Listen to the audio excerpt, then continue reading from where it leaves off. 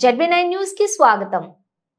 జల్సాల కోసం దొంగతనాలు చేస్తున్న వ్యక్తిని గోదావరి కాని వన్ టౌన్ పోలీసులు అరెస్ట్ చేశారు. వివరాల్లోకి వెళితే దొంగతనం చేసిన వ్యక్తి గత ఐతవ్ Venkateshwar OCC car driver Ramesh Nagar నివాసి.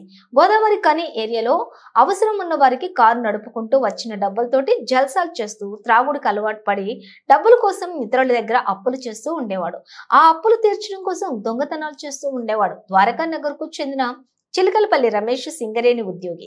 ఇంటికి తాళం వేసి ఉండటంతో ఇంట్లోకి చొరబడి 30 తులాల వెండి ఆభరణాలు ఎత్తుకెళ్లి తాకట్టు పెట్టగా వచ్చిన డబ్బులతోటి జల్సాలు చేస్తూ ఉండగా సాంకేతిక పరిజ్ఞానాన్ని ఉపయోగించి వెంకటేష్ దొంగతనం చేసినట్లుగా నిర్ధారణ చేసుకుని పట్టుకోవటం జరిగిందని, వెంకటేష్ దగ్గర నుండి దొంగిలించిన బంగారు ఆభరణాలను మరియు వెండి ఆభరణాలను రికవరీ చేసి అతన్ని జైలుకు పంపడం జరిగిందని, ఆ ఆభరణాలను కోర్టు ద్వారా బాధితుడికి అందజేశామని వన్ టౌన్ సిఐ ఇంద్రసేనారెడ్డి తెలిపారు.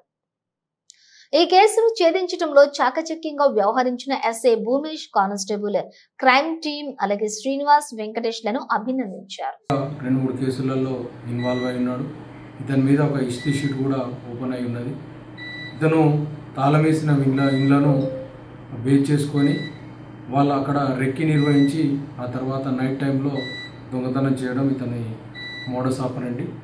ఇతన్ని పట్టుకొని ఈరోజు జైలుకు పంపడం జరుగుతుంది. ప్రాపర్టీని కూడా కోర్టులో డిపాజిట్ చేయడం జరుగుతుంది. ఈ కేసులో పట్టుకున్న కేసు డిటెక్ట్ చేయడానికి కష్టపడ్డ ఎస్ఐ భూమేష్, అదేవిధంగా crime team Venkatesh and Srinivas ఇద్దరిని కూడా అభినందించడం జరుగుతుంది.